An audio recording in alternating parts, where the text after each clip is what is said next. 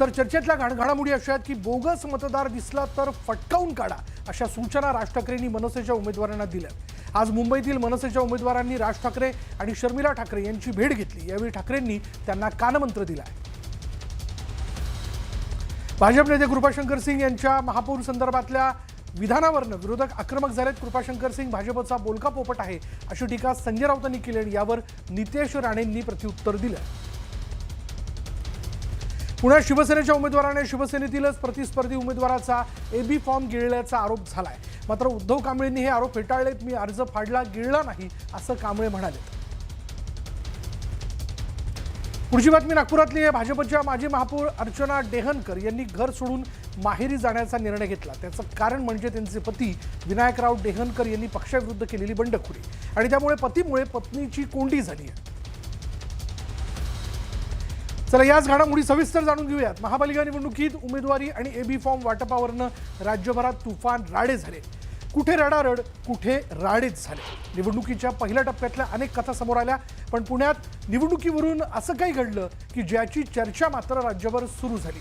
पुण्यात एका उमेदवारावर प्रतिस्पर्ध्याचा AB form खाऊन गिळल्याचा आरोप झालाय।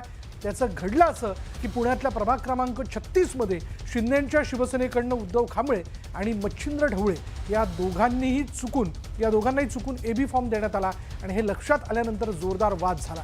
दरम्यान उद्धव कांबळेंनी ढवळेंचा एबी फॉर्म फाडून गिळून टाकला।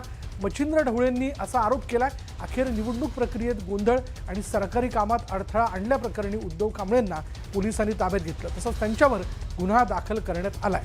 निवडणूक लढवण्यासाठी प्रचंड इच्छुक असलेल्या एका उमेदवाराने तर प्रतिस्पर्ध्याचा एबी फॉर्मच खाऊन टाकल्याचं आपण बघतोय। पुण्यात शिंदेंच्या शिवसेनेने एकाच प्रभागात 2 इच्छुकांना एबी फॉर्म दिला आणि तिथूनच गोंधळ सुरू झाला। पुण्यात एबी फॉर्मवरून 2 इच्छुक उमेदवार आमनेसामने आले आणि एकाच प्रभागात शिवसेनेने चुकून 2 उमेदवारांना एबी फॉर्म दिल्याचं लक्षात आलं आणि त्यामुळे 2 उमेदवार उद्धव कांबळे आणि मच्छिंद्र ढवळे यांच्यात जोरदार वाद झाला। या वादादरम्यान उद्धव कांबळे यांनी मच्छिंद्र ढवळे यांचा एबी फॉर्म हिसकावून घेतला आणि तो फाडून घेऊन टाकल्याचा प्रकार घडला। अखेर पोलिसांनी हस्तक्षेप करत परिस्थिती नियंत्रणात आणली।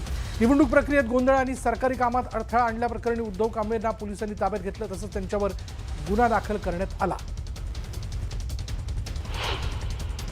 तिथल्या ज्या आरो मॅडम त्यांनी मला चर्चा करण्यासाठी आतमध्ये केबिनवर बोलवलं। आतमध्ये नंतर त्यांनी मला एक सांगितलं की तुमचा जो प्रतिस्पर्धी आहे उद्धव कांबळे यांनी तुमचा फॉर्म एबी फॉर्म फाडलेला आहे। मी म्हटलं ठीक आहे, मला चर्चा कळली म्हटलं की, पण अशी चर्चा मला कळली की तो फॉर्म फाडला ना, त्यांनी खाल्ला तो फॉर्म, अशी मला चर्चा कळली।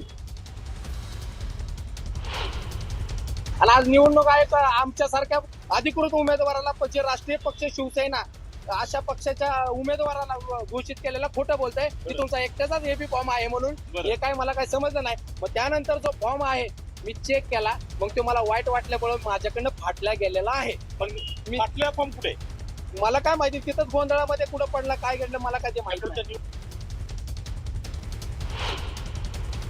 नाही। त्या पक्षाची संस्कृती आणि कल्चर आहे। डुप्लिकेट एबी फॉर्म गिळणं। आता त्यांचे नेते पैसे गिळतात कोट्यावधी आणि फॉर्म गिळला त्या माध्यमात। अशा अनेक गमती यापुढे आपल्याला पाहायला मिळतील निवडणूक।